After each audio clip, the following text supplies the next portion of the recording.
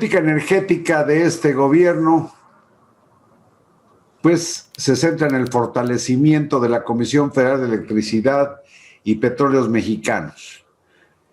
Y para entender, entre otras cosas, la inyección de dinero, que yo supongo dinero limpio a una economía sucia, quise hablar con Jesús Rangel, que como saben, pues es mi maestro para entender asuntos tan complicados como estos de la economía. Jesús, buenas noches. Carlos, buenas noches. Decía yo que si estos 3,000 y pico de millones de dólares que Hacienda aporta a Pemex no es echar el dinero a la basura. No, primero hay que recordar que el gobierno federal, el Estado, es dueño de Pemex y por consecuencia tiene que capitalizar la empresa. Pemex no tiene recursos fiscales, no está dentro del presupuesto porque genera sus propios recursos. Sin embargo, tiene una deuda muy alta y tiene necesidades de inversión muy fuertes porque sacar el petróleo no es de 2 pesos y ya. Bien, en base a eso, el gobierno federal le ha canalizado en lo que va del año 210,700 millones de pesos. Sin embargo, de esta cifra, que es muy importante, 81,400 millones de pesos van directamente a Dos Bocas.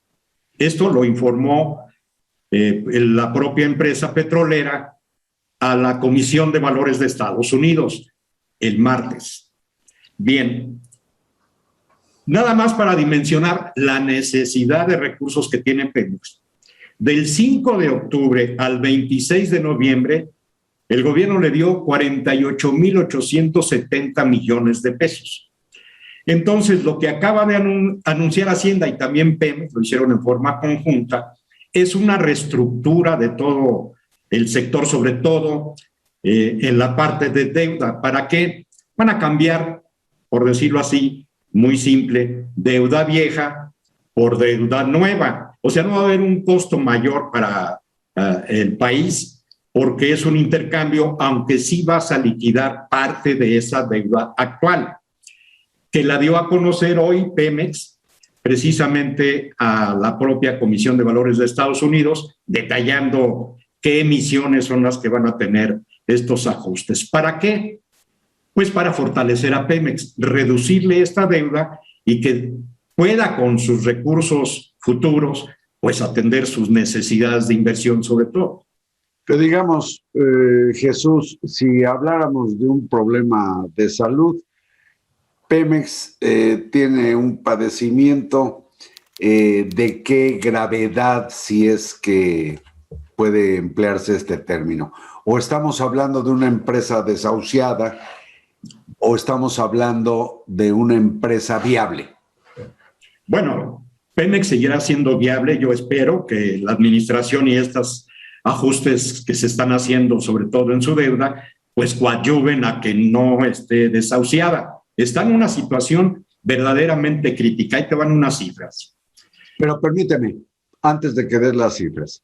Sí. Hay que recordar que Petróleos Mexicanos es el principal contribuyente, digamos, al erario. Es decir, tengo entendido que pues, no sé, alrededor del 15% de la hacienda pública o de lo que recauda el SAT es por los impuestos que paga Pemex. No hay ninguna empresa distinta que aporte más dinero, ¿no?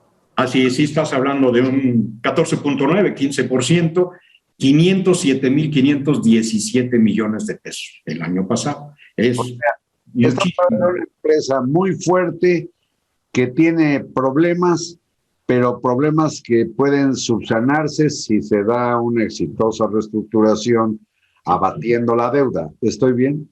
Es correcto. Y bueno, y haciendo ajustes, porque lo que también se anunció en este paquete es la reducción de sus impuestos de 52 a 40%. Está pagando mucho dinero. Es la empresa en el mundo petrolera que más impuestos paga.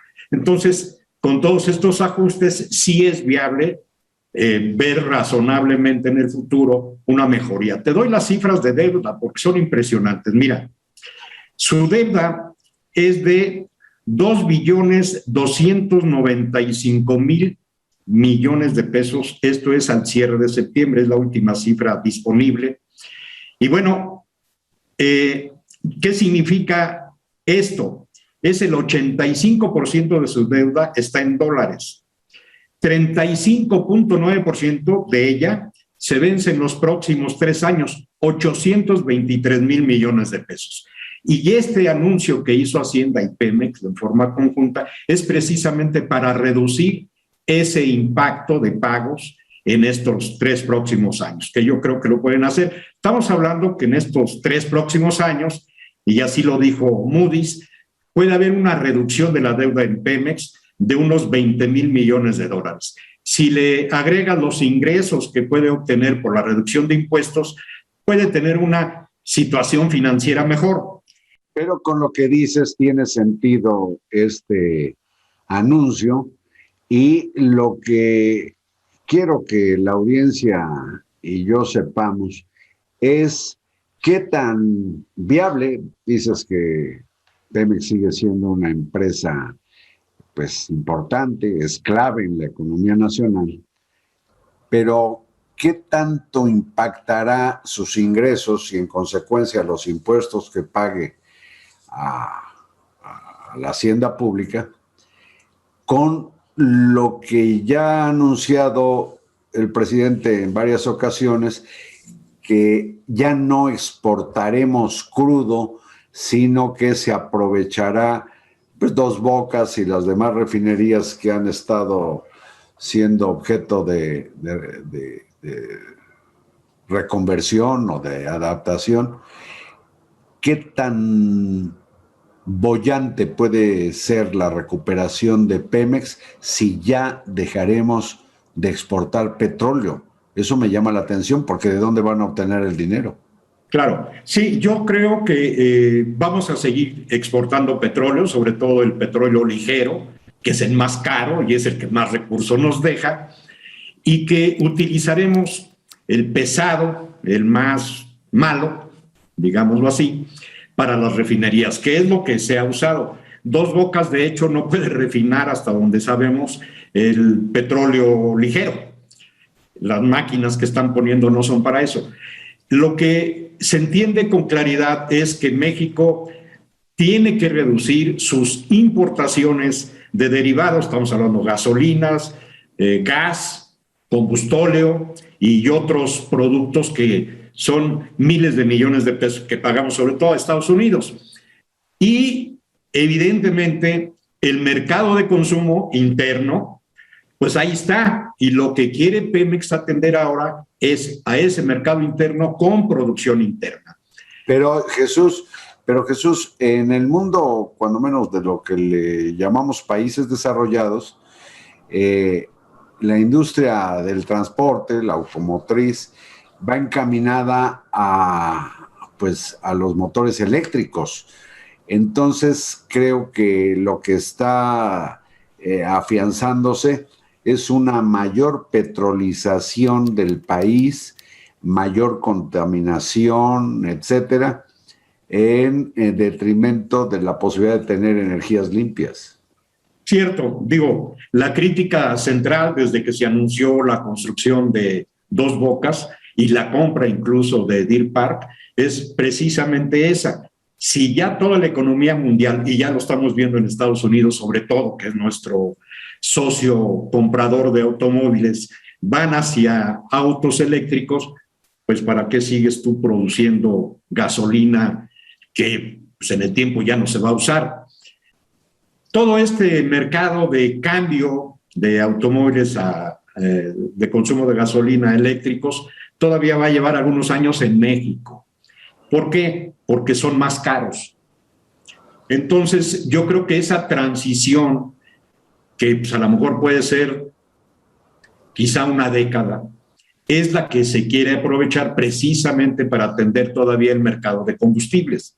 Además, vamos a exportar a Centroamérica, que si nosotros en ese sentido vamos a estar atrasados, perdón, no por despreciarlos, pero pues, es una realidad. En Centroamérica todavía las dificultades económicas son mayores.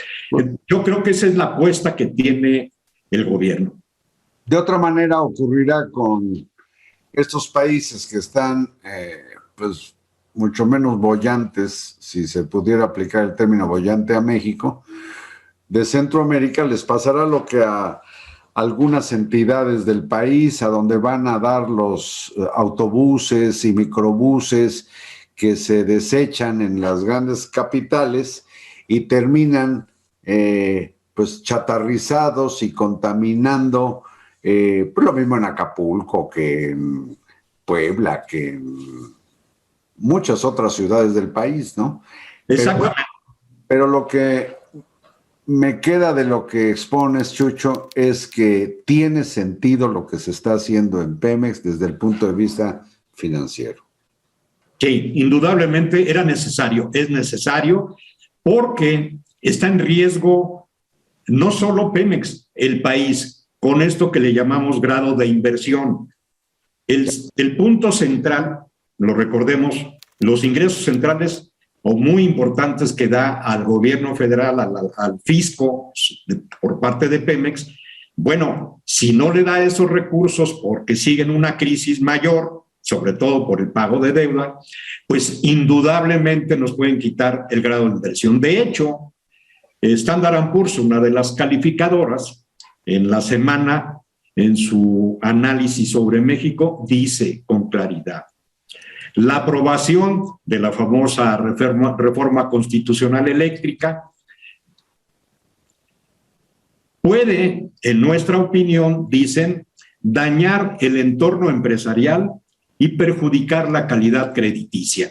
Bueno, eso ya no tiene que ver con deuda.